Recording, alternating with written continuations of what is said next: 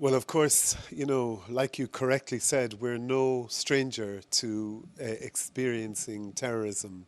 We also, on our island of Ireland, had many decades of bloodshed caused by terrorist activities on different sides. And I'm very happy to say that our peace agreement, which is now more than 26 years old, still holds, and largely we don't have a return to that kind of violence. We still have a lot of work to do to build reconciliation between the communities in Northern Ireland, but happily we haven't so far had a major return to violence.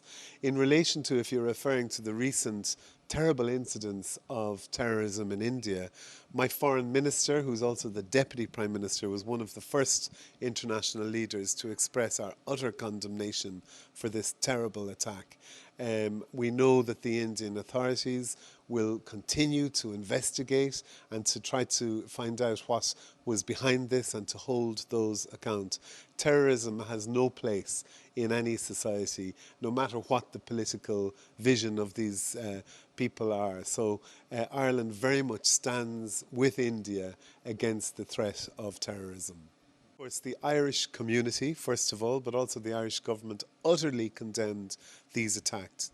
They were isolated incidents, but they all happened around the same time. So it greatly shocked not just the Indian community in Ireland, who are greatly respected in terms of the contribution that they make to Irish society, but also greatly offended the community, because this is not an Irish way of behaviour. These attacks were carried out by young hooligan elements, really, who do not represent the communities that they were in.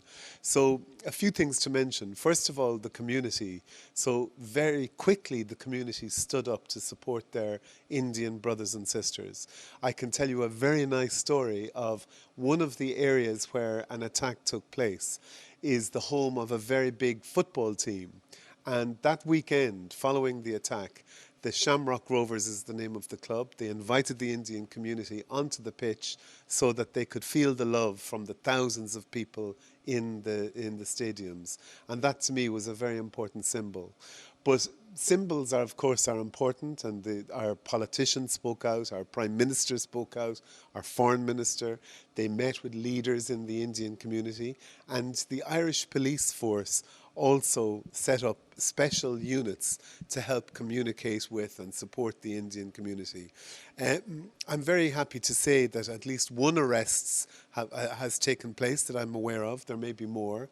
And as I said earlier, the challenge here was that many of these perpetrators were very young, underage citizens. So it's very challenging and to be able to kind of fully identify who they are.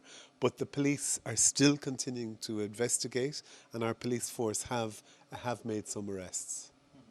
Ireland has already been very, very successful in attracting students, and I think that that's going to continue. And why do those students want to come to Ireland? Well, we're an English-speaking country. We're mostly a safe country.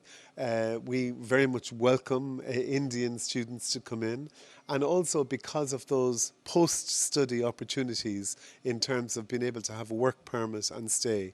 Ireland is actually in a very sweet spot because we're close to the United Kingdom, which is of course a large market, but we're part of the European Union, which is a huge market of about 550 million citizens. And also, which is another added bonus, is we are next door to America, because across the pond, as we say, is the United States. And there are a lot of American major companies that have chosen Ireland as their base. So I think that Ireland will continue to be a very attractive destination, regardless of what's happening in any other country. Well, trade between Ireland and India is actually quite strong. We have about 16 billion euros worth of trade between the two countries, but there's so many more opportunities. So we established this high-level economic advisory panel made up of some senior people in industry in India who met with their Irish counterparts and with the Irish government, and were giving some very practical advice about what sectors to engage in, how to make it easier to do business between Irish and Indian businesses, and what supports that the Irish government should put in place. So we hope to slowly operationalize all of that, and to, more importantly, is to maintain that connection with this very important group of people and with industry in Ireland. Well, there's huge opportunities. Of course, we're already seeing quite a large group of Indian professionals deciding to work and study in Ireland, and some of them stay on.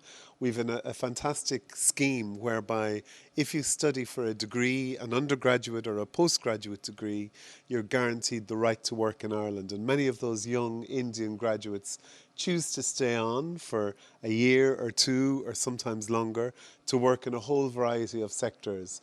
So we're talking about in health sector, of course, medicine, in pharmaceuticals, in IT. There's so many opportunities for collaboration. So we hope to see more of that, because ultimately the relationship between the mighty India, which is a growing power, and Ireland, which is a very successful, a small, but a very successful economy in Europe, in the EU, will only continue to grow. And those people-to-people links are vital for that. Okay, well, let me first of all say how excited we are to be going to Hornbill. This is our first time. We have a lot of cultural activities throughout the year, but we try to do one big event every year. So I'm really happy that in 2025 we've been planning a long time, and we're going to be in wonderful Nagaland for the Hornbill. We're going to have a whole variety of events and performances.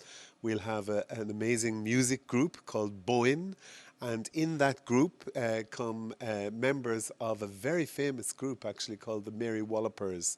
This band is doing so well internationally.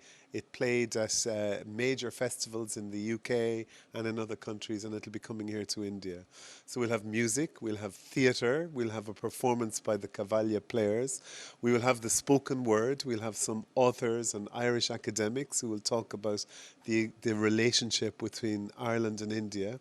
But one of the most exciting things is that we'll have a major art installation that will dominate the skyline in Kohima, where it's the ancient Celtic goddess of Danu, and she's a goddess of power and fertility, and she has been made by Irish and Bengali artists, and will be transported all the way up to Kohima to take her place as part of the Hornbill Festival.